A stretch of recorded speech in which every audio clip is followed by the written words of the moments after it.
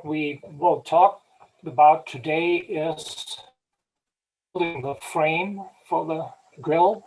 For the frame, there are several options on how to do the corners. Straight mortise tenon will do for getting the LevelIII certificate.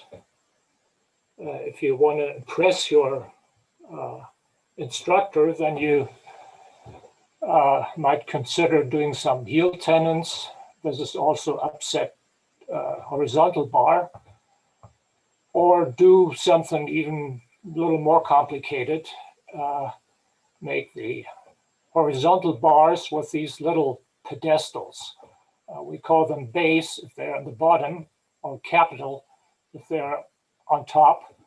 And those words come from the nomenclature of Greek columns. So what I will show you today here is the third thing, the base and capitals on the horizontals. What we need for it is 3/4 square bars for the top and for the bottom. The sides are 3/8 by 3/4, and then the center still is 3/8 by 3/4 with the two welded collars that we saw in an earlier lesson. Not many tools needed. Of course, a hammer is needed too. I used a narrow fuller, then a bottom tool, half 1 inch round piece, and I made a little jig for finishing up those bases or capitals. I will come to that later. Here is the basic outline. We have the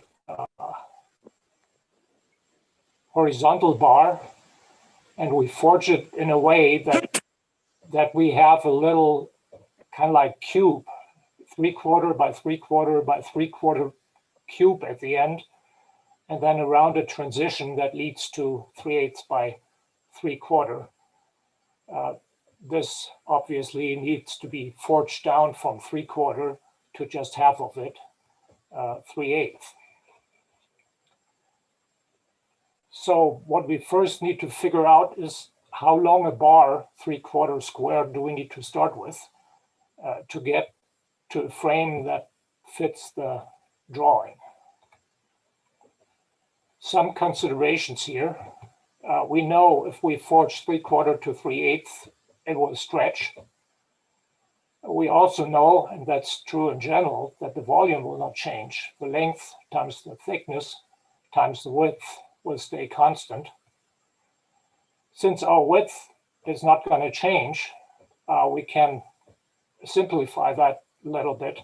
The area from the side will not change, the length times the thickness. And if we get the thickness down to half, then it gets even easier. The length doubles. If you take this part here times 1/2 and this times 2, the area is constant. So with that in mind, we go to our final layout. The frame width from the drawing is 15 1/8. If we want the verticals on the center of these 3/4 on the ends, then we have 3/16 on each side here and here sticking out. So the length that we want to make is 15 1/2. I decided I use a 1 inch round to isolate the ends. And if I do that, then it's easy to see that I need to get the center of the round 1 inch and 1/4 from each side. I did an assumption here for my length calculations. That's the blue lines. I just said I don't want to calculate these round shapes here. That's just getting complicated. So I said, I assume one round edge is forged down and the other stays thick. With that, I know the unchanged bar, the part that stays 3/4, is 3/4 long plus 1¼ long. That makes it 2 inches. So whatever remains will be 3/8. The total was 15½. If I subtract the 2, I get 13½ And I know from before that this will grow to double length. So I have to start with 6¾ So the 2 inches that stays thick, and the 6¾ gives me 8¾ That's the theory. I did one with this and I ended up short. So it turned out that I lost about 5 inches of material in the process. So the second trial, I started with 9¼ and I was right on the mark. How do I isolate those side pedestals? I mark on the side. I actually did 2 marks later on, because if the mark is this close to the surface, it disappears. After I marked, I go to the far edge of the anvil and get this mark a little bigger. And then I turn it over on my half inch round bottom tool, try to feel that little dimple here, and then make a full indentation. So here's my 2 marks. I mark it with that narrow fuller. I deepen the notch and I check if I'm right on the center here. This needs to be fairly accurate. Otherwise, this end will not be the same then on the other side, and the other corners on the other. So this needs to be a pretty good match. One thing I learned here, if I do that notch too deep, I get a cold shut, and then I have quite a bit of filing to do later. So better don't do that too sharp. To get that round imprint here, you can use your color stock, that blank color from the exercise 2 months ago. Although I had some trouble here, it was flopping around on the anvil, so I finally made me a tool that was especially for this, and that made things easier. One thing that's important here, go to almost 3/8 thickness, but not quite. If you go too far, there's basically no way to correct that later. The way that I did the drawing out is I used the same bottom tool and created a sawtooth pattern, then trimmed it back to the 3/4 width, then took out the teeth on the same bottom tool, and then finally used the flat of the anvil to flatten it as I got to almost where I wanted to finally be. If that's done, what happens is this half round pushing in here draws this corner in too. So this is not 3/4 anymore. It also pulls this end in, so this is not square anymore. So I needed to come up with a way to correct this to get what I wanted, which is straight here, and it's 3/4 all the way. And that's where I built that little jig. The jig consists of two pieces of angle iron, one here and one here. And then I welded a half round here. That's actually the second half of my bottom tool. And I welded a little shoulder on the other side and a spacer. And the spacer is sized so that this gap here in between is just a hair more than 3/8. If you use the tool, you have to be careful that the spacer is exactly in the middle of your vise. Otherwise, you will either squeeze this or it will widen when you tighten the vise. So this spacer should be right in the middle. The rough end then goes right into the tool and is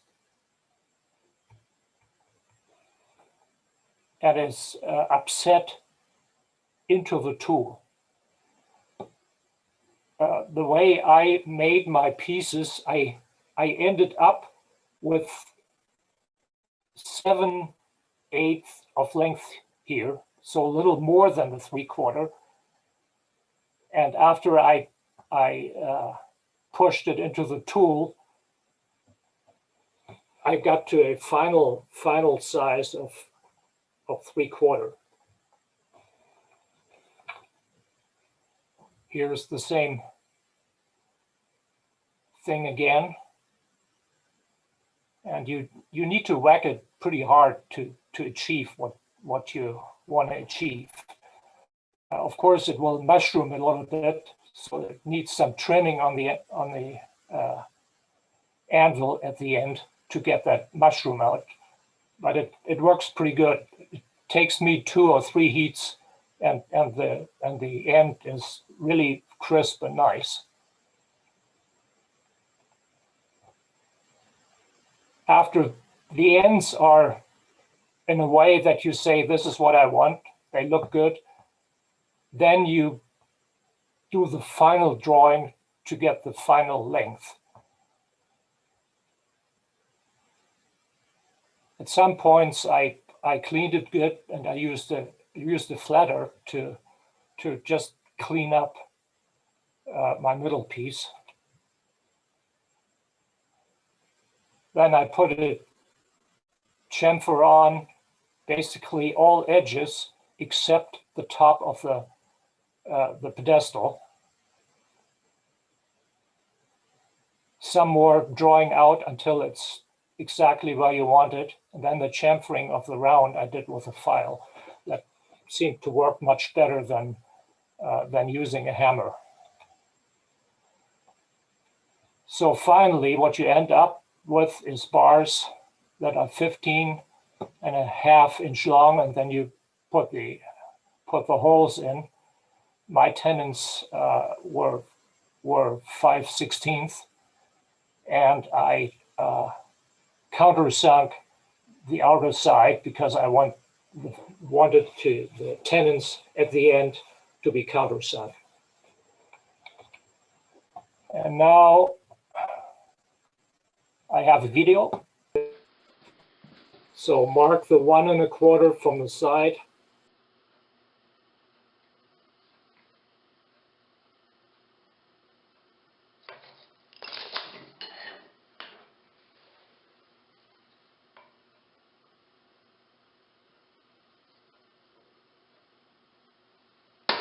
When I first started this, I used a hot cut here, but I would not recommend that. That gives you a cold shot for sure.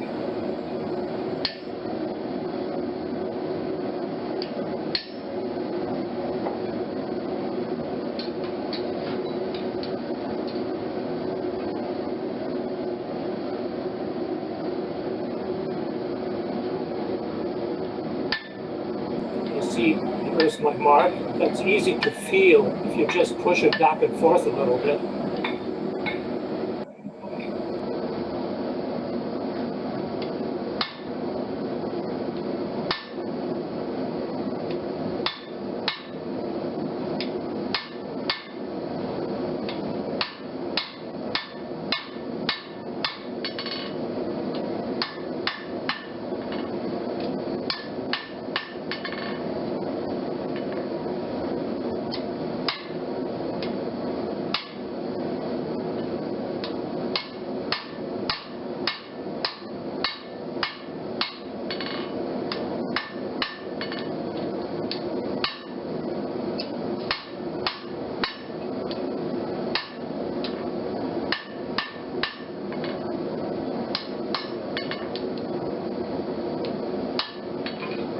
So it's just a little more than 3/8.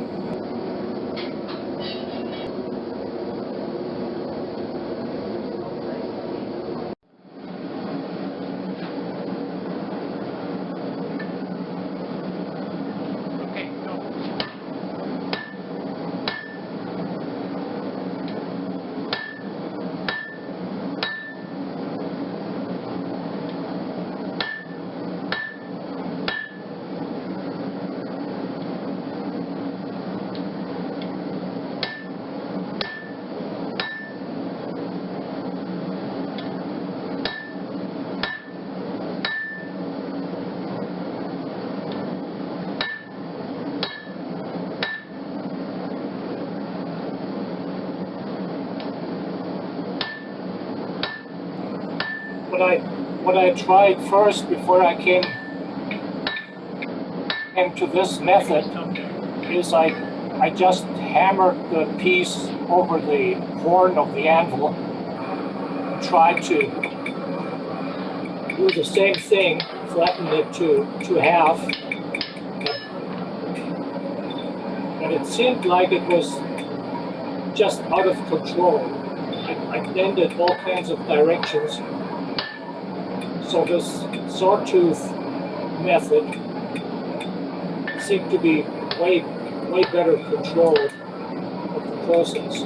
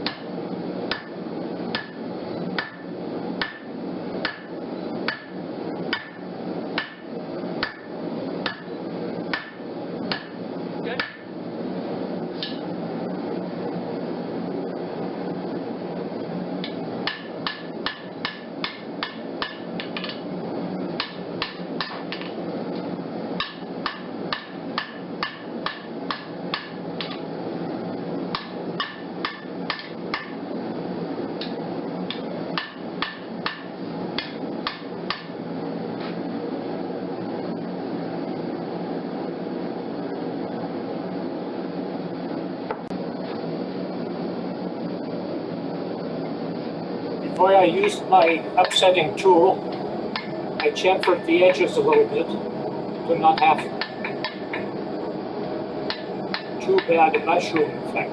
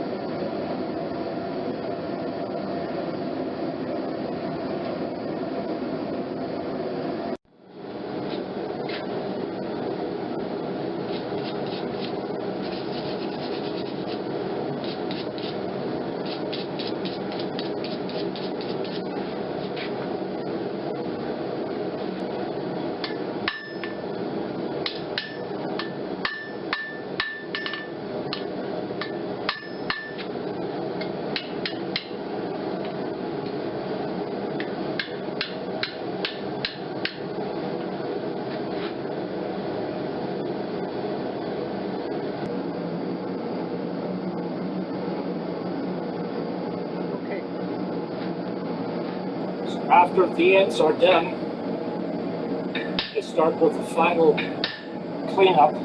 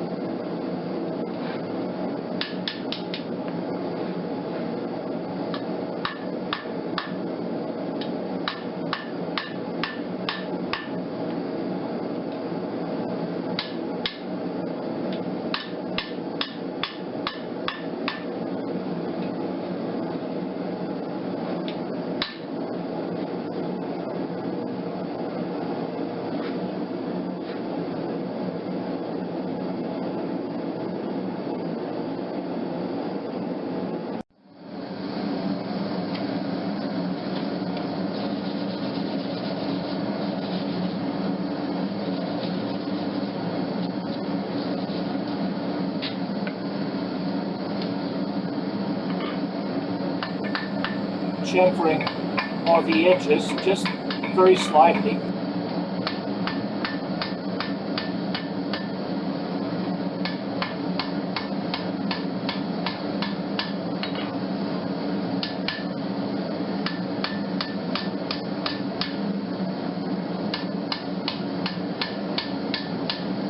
That's it.